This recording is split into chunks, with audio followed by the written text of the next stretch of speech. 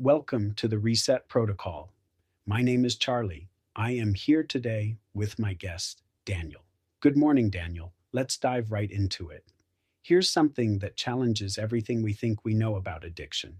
Studies show that willpower actually accounts for less than 15% of recovery success. The real key? It's all in our nervous system. Thank you so warmly, Charlie. It's been ages, I think, since we have had a time to visit. I'm honored to be here with you all the way from the UK, although I would trade this rainy day for a warm surfboard. And yes, that's such a fascinating statistic, and it really turns traditional addiction treatment on its head. We've been focusing on the wrong thing this whole time. You know what's even more interesting? Research from the National Institute on Drug Abuse shows that 40 to 60% of people relapse during recovery. But when we look at this through the lens of nervous system regulation, it starts making perfect sense. Our bodies are literally stuck in survival mode. That reminds me of a recent study about inflammation and addiction. Can you explain how these pieces fit together? Here's where it gets really interesting.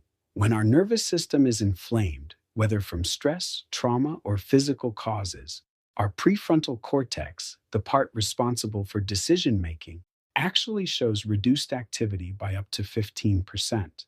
So people aren't just making bad choices. Their brain's ability to make good choices is literally compromised. That's exactly why traditional rehab programs often miss the mark. They're focusing on behavioral changes without addressing the underlying neurological issues. Right. And get this, studies show that chronic stress can increase inflammation markers in the body by up to 300%. So when someone's system is that inflamed, no amount of willpower can overcome the biological drive for regulation. So, what you're saying is that substances often become a form of self medication. Precisely. And here's what makes this so challenging. Research indicates that after prolonged substance use, the body's natural regulatory systems can take up to 18 months to fully reset. During this time, the nervous system is essentially learning how to function all over again. Well, that certainly explains why quick fix approaches to recovery rarely work in the long term. And let me share something else that's fascinating. Studies of trauma informed recovery programs show a 60% higher success rate compared to traditional approaches. When we focus on creating safety for the nervous system rather than just abstinence, the results are dramatically different. That makes me think about the role of shame in this whole process. How does that factor into nervous system regulation? Oh, this is crucial. Research shows that experiences of shame actually activate the same neural pathways as physical pain. When someone feels shame, their cortisol levels can spike by up to 200%, creating this perfect storm of dysregulation that practically demands relief. So essentially, the more we shame people for their addiction, the more we're biologically pushing them toward relapse. Exactly right. And here's what's really interesting about structure and routine in recovery.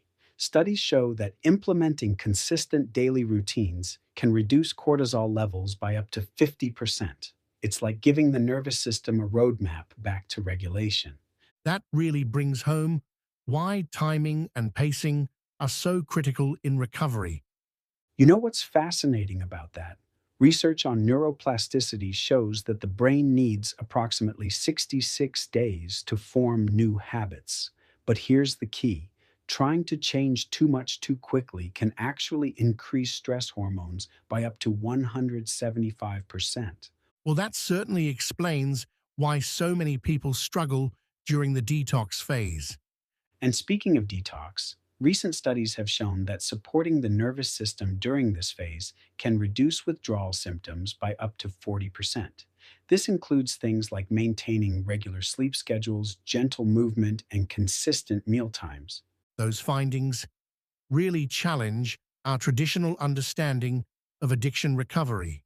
They do, and here's something else that's remarkable. Studies of long term recovery show that people who develop strong social support networks are 65% more likely to maintain sobriety. Our nervous systems are literally designed to co-regulate with others. That brings together everything we've been discussing about the biological basis of addiction and recovery. And here's what I find most hopeful about all this.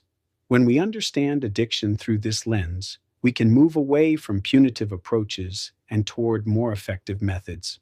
The data shows that compassion based recovery programs have success rates nearly double those of traditional programs.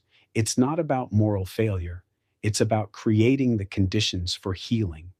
That's such a powerful way to wrap up our discussion, focusing on healing rather than blame. Well, you know what they say in neuroscience: the brain follows the path of least resistance. By understanding these biological mechanisms, we can finally start creating recovery paths that work with our nervous systems instead of against them. That is all the time we have for today. I would like to thank my special guest, Daniel, for taking time out of his busy schedule to join us and bless us with his energy. And I want to thank all of our viewers and, of course, to all of the tribe. Charlie, this what you're doing is great, and I support it. And you and Nirvana. My love to your amazing wife and to the most amazing staff, by far, in all my travels. What a great bunch you have there. Thanks for having me. Thanks again, brother. And thanks everyone again for listening to the Reset Protocol.